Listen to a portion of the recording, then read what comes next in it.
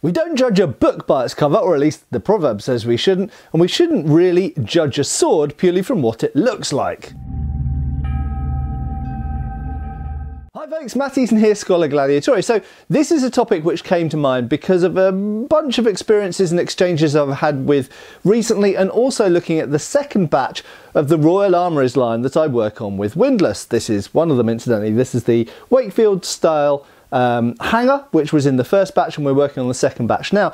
And when I'm getting hands-on with these amazing artifacts from the Royal Armouries, and indeed when I'm doing my antique dealing business, and when I'm talking to people about my YouTube channel, but also just generally about HEMA and other stuff at events, I often encounter assumptions that are made about how a certain sword, or any other weapon in fact, might handle or might be supposed to be used, based purely on what it looks like in a photograph or in a book. Now, as mentioned, this is from the first batch. We're going to look at another sword here, which is also from the first batch. We're not going to look at any from the second batch yet, but of course they will be coming relatively soon. In fact, I'll stick a link below down to those first batch of Royal Armouries swords.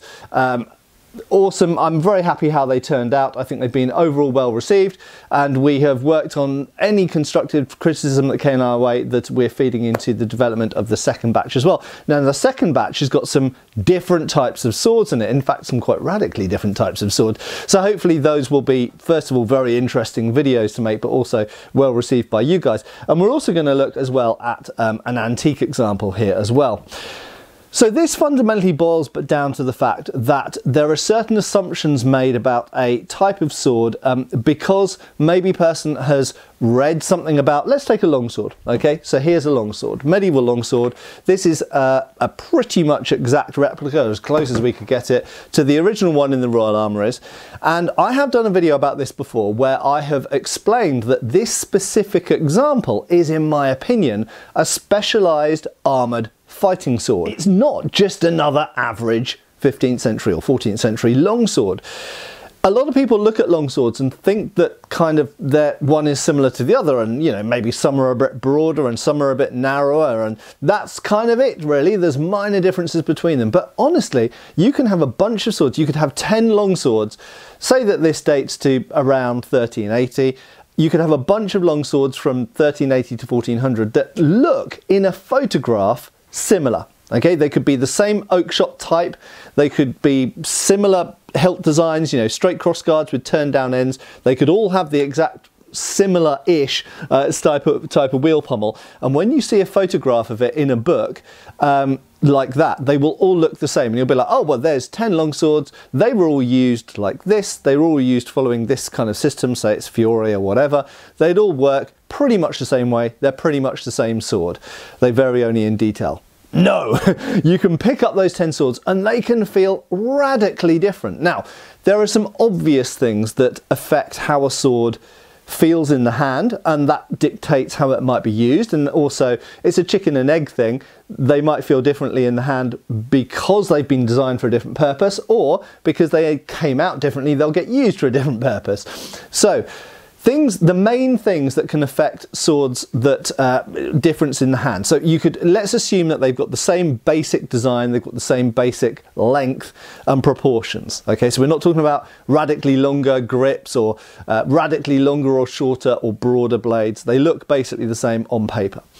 So the main thing is mass, or weight if you prefer. Okay, so some of these will vary wildly in weight. You might have a longsword that looks like this and it might weigh 1,000 grams. You might have another one which weighs 1,800 grams. Now clearly that's a huge percentage difference. 1,000 grams versus, so 1 kilogram versus 1.8 kilograms. One is almost twice the weight, you know, 80% more than the former. And yet they can look the same on paper. So clearly weight. The other thing is balance, okay? Where a sword balances, and you'll generally, not always, but you'll generally find that the heavier the sword is of this style, often the closer to the hand it will balance. That's not always the case, but it is very often the case. So this example is relatively heavy and it balances fairly closely to the hand. You'll often find a lighter example will balance a little bit further out and have a little bit more feeling of choppiness to it. Now, what's interesting is you can have a lighter sword that balances further out, and versus a heavier sword that balances further in. And the heavier sword won't necessarily feel more sluggish in the hand. Because the point of balance is further from the hand, in fact you'll feel more choppiness in the hand, more heft, if you want to use that word, in the lighter sword, despite the fact that generally speaking, to move around, the lighter sword will be a little bit more nimble and less tiring to use. The heavier sword, because it's balanced close to the hand, might actually feel like it's more responsive at the tip and might be better suited to thrusting and opposition and stuff like this. So it might, they also will have different rotational points. So, you know, Peter Johnson, my buddy Peter Johnson, shout out to him, of course, because he's a massive influence on the study of medieval swords. He's pointed out these kind of rotational points, and you can look up Peter Johnson's sort of lectures and talks online that can explain far better than I can here. But the way that swords move, they will rotate around different points. Some people have misinterpreted some of the things I think he said, and so they'll say that, oh, a good longsword should rotate around the point. That's not the case. It's just there are different longswords that rotate around different points, different swords that do. And that's for different purposes, and some will be better suited to cutting and parrying in certain ways, and other will be better suited to winding and thrusting and parrying in other ways. So different swords for different purposes, but just to reiterate, these are extremes. These are swords that on paper, in a photograph, in a book like Records of the Medieval Sword by Ewart Oakeshott, can look the same. Right, next example, those are just long swords.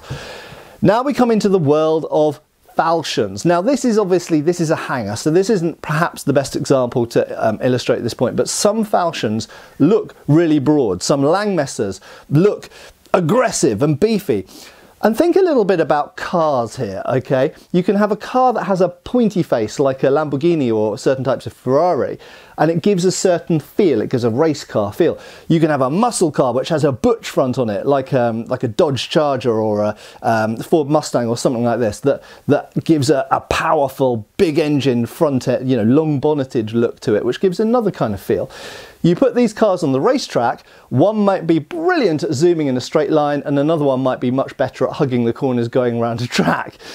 So different looks sometimes relate to different purposes, and for this reason I think a lot of the time people look at falchions, particularly the broader ended type with the big clip points, and the Conyers type falchion with a very kind of fat tip, and certain types of Langmesser, and they think, and I see this often in the reenactment world, because reenactment swords have to be made a certain way to be safe and are often heavier and thicker than the real surviving examples were or are. They look at these big-ended swords and they assume that these are kind of almost mace-like or hammer-like in the sort of way that they're going to be used and the force that they hit with. Not the case. Very often, and sometimes it's the case, okay, but very often with falchions, Langmesser, hangers that have got broad ends or beefy looks, they might look aggressive, they might look like the muscle car, but when you pick them up, because of the way they're balanced, because of the distal taper, because of everything else, they actually handle pretty damn nimbly and pretty damn quick. And yes, they'll have a lot of cleaving power, but it's not in a cumbersome way. It's not like moving a club hammer or a baseball bat around. They're actually very, very nimble things. Now this falchion, you can look at it, is really tapered and really narrow. So this is a falchion. And I think a lot of people, when you just say the word falchion to them, they assume you mean something machete-like or cleaver-like. But actually, this is a super nimble and pointy little thing. This can actually move around incredibly quickly and has got a very acute point, reinforced point, in fact, with a midrib, hollow ground, that's going to be great at penetrating through resisting materials. So this is a great thruster. Okay, a lot of people think of a falchion as primarily a cutting sword, but this is actually a great thruster as well. And quite similar, functionally actually, to certain types of sabre that were being used in militaries in the 19th century, actually. This is materially not very different, despite the fact that these date to the late 1400s. And I also just want to go back to the longsword for a second and just mention this, in my mind, this example, linked below incidentally, is, I think, specialised for armour fighting because it is a solid, heavy bar and it's not a good cutter. This, I'm actually, you might notice I've been a bit ginger about how I handle this. This has been professionally sharpened by some friends of mine, and it is sharp, but it's not a good cutter, and it's never going to be because it's got such a thick blade and such a broad wide angle of edge geometry. This is a specialised tool, I believe, for fighting in armour, for half swording, and for jamming into mail, for example, in people's armpits, and it not flexing and not giving way and transferring maximum energy to the target, with a big old heavy pommel at the back as well. This could be made with a much slimmer pommel, a much slimmer blade, be lighter, quicker, much better at cutting, but be far worse at armoured fighting. In a similar way, this falchion could be made with a thicker, heavier blade, and you'd probably make it a more powerful cutter and probably make it heavier impact, striking into people's armour and stuff like this. But it's very, very clear, as soon as you pick this up in the hand, you realise that's not what this was made for. This was a nimble and quick, light sidearm for the type of soldier who's going to be fighting similar soldiers that are not wearing a huge amount of armour and really are cutting and slashing at exposed parts and thrusting into faces and other parts which don't have armour on, and occasionally maybe into mail or gambeson jack type armour as well. But this is a light, quick, nimble weapon that can be used in civilian life very adeptly against unarmoured people, just as well as on the battlefield amongst more lightly armoured soldiers. Finally, we're going to come along to, in this case, I picked out more or less randomly actually the 1803. So this is an Osborne and Gumby version of the 1803 British infantry officer's sabre of the Napoleonic Wars. Probably dates to about 1810, something like that. Could be, Waterloo period, 1815. If you wanted to sell it, I'm sure you'd say, yep, definitely carried at the Battle of Waterloo. But it's that kind of era, 1810, 1815. 1803 pattern, and it's absolutely lovely. But you can see this is a stonking great broad blade, and many times on the internet with this and things like the 1796 light cavalry sabre, even the 1796 heavy cavalry palash, I see people referring to these swords with an almost mythical awe because of their breadth. These are massive great cleavers that could chop through entire bodies. We're coming into the katana mythology here. I did think about including Japanese swords in this because there's a lot we could say about Japanese blades compared to each other and that can look very similar and handle completely differently, but we'll probably look at Japanese swords because I've been acquiring some new antique examples. I'll probably look at them separately in a future video. If you're interested in that, post below, say yes. If you want to see more stuff about Japanese swords, I'll post below. But this, because it looks so broad and so curved and it's got this fat hatchet tip, it looks in a book or in a photograph online like it's some massive great heavy cleaver that can chop through anything. It actually looks way more beefy and imposing than a lot of medieval swords of the period. It's broader at the base of the blade and it's broader at the end of the blade. But here's the important thing. It's light. This one only weighs, if I remember correctly, about 800 grams, something like that. This is a light sword, and it's got a huge amount of distal taper. Yes, it starts at about 8-9 millimeters at the base here, but by here, it's down to about 4 millimeters.